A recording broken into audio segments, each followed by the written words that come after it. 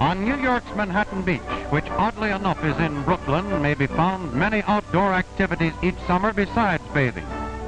But its most interesting experiment to date, and one it may proudly boast about, is an auxiliary life-saving corps made up entirely of young women, whose duty it is to assist the regular guard patrol in their watchful work of protecting the lives of the public.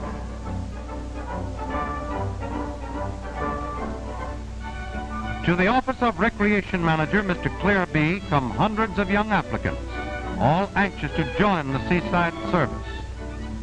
After a careful check as to general health and athletic ability, those selected for a tryout are taken to the medical station and given a thorough physical examination by the beach doctor. For the preliminary tests as well as the training later will be extremely strenuous. And now those who have passed the medical examination are lined up on the beach and inspected soldier-like by Chief Lifeguard Lou Phipps and Captain Madeline Carson, head of the girls' unit. In the first preliminary test, each applicant must swim from the shore to the lifeguard boat, a distance of about 150 yards against wave and tide. She is timed and marked for speed and style by examiners from the Guard Patrol and Life-Saving Corps. To show she is not exhausted and to prove her endurance, without stopping for any rest, she must make a surface dive to the bottom, a depth here of about 20 feet. For evidence, she brings up a handful of sand. Among other tests, rowing, of course, is important. Though the lifeguard boat is heavy, it is necessary to demonstrate they can master it upon all occasions.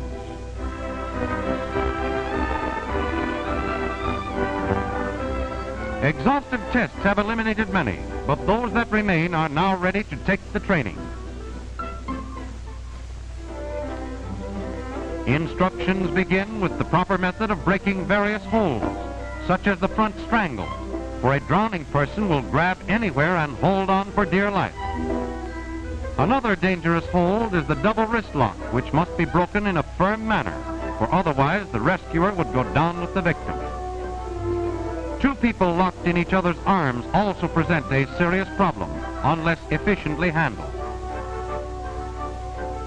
After a hold is broken, the right method of water carry requires one arm to be kept free for swimming. And now the girls are shown the right way to carry and to pass a drowning victim from one guard to another, known as the Pony Express. The victim is held firmly and securely to prevent slipping or falling, yet at the same time as gently and comfortably as possible under the circumstances.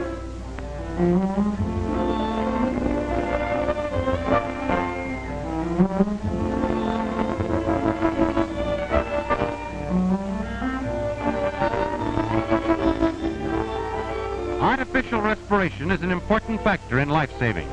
Here, the use of an inhalator in connection with the prone pressure method is demonstrated. Resuscitation by relay is necessary, for it sometimes takes many hours without pause to start the victim breathing again.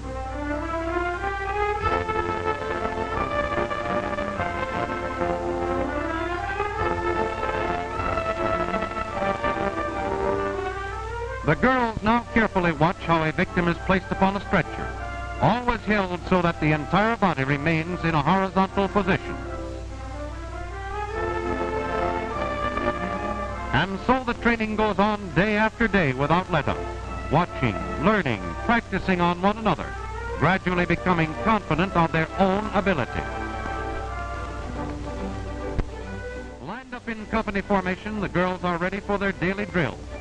4 are selected to man the lifeboat, a job they seem to relish, judging by the speed they make for the water. And necessary it is, too, for the element of time is always important to a lifeguard.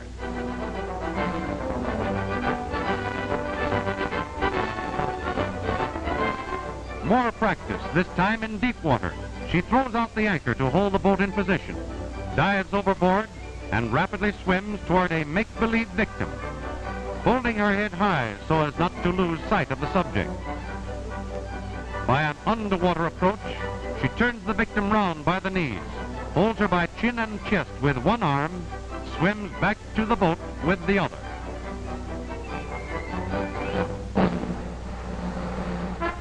Every morning, the troop assemble and take their swimming exercise, a distance of half a mile at a speed set by the leader.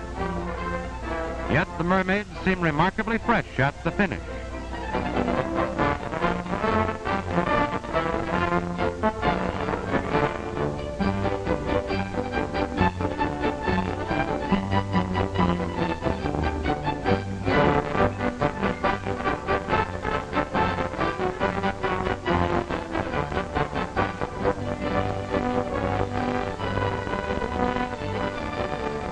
To make sure no one has fallen by the seaside, Captain Carson called the roll of her company, a company any commander would be happy to inspect.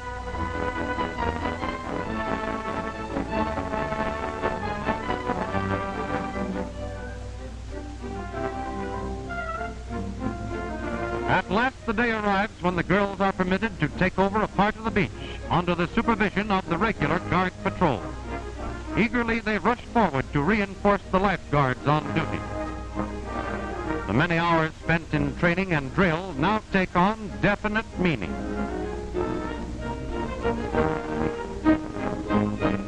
Some are ordered to the guard lookout to sight any trouble in the surf and sea. Others man the boats or patrol the beach, always ready to lend a hand in any emergency that may arise, or to keep a watchful eye on the younger children who are brought to this seaside resort in great numbers. The girl guards continue their watch. Suddenly out there someone is in difficulty. Without a moment's hesitation, she is off the stand, off to her first call, off to a child floundering far out. The lifeguard boat has heard the whistle, and the girls put everything they've got in the oars. Toward the panic-stricken child there flashes through the water a white figure, swift in action, calm in mind, a godsend to a tired little body. Swiftly, too, the lifeboat cuts through the water, and as it appears upon the scene, the child is being securely held and safely brought forward on the strong, capable arm of one who is doing her part to perfection. In the best tradition of the lifeguard, to save without punishing, the young victim is gently and carefully placed in the boat and quickly rowed ashore. Here, other members of the Corps run out to the water and help bring in the heavy boat from out of the strong surf, but all without confusion, for each girl has been trained to do her task, and each does it calmly and well. Back from her first victory, our girl guard returns with a young life in her arms. Safely, she places the child on the shore. Serenely, she returns to the stand, ready again for any duty following.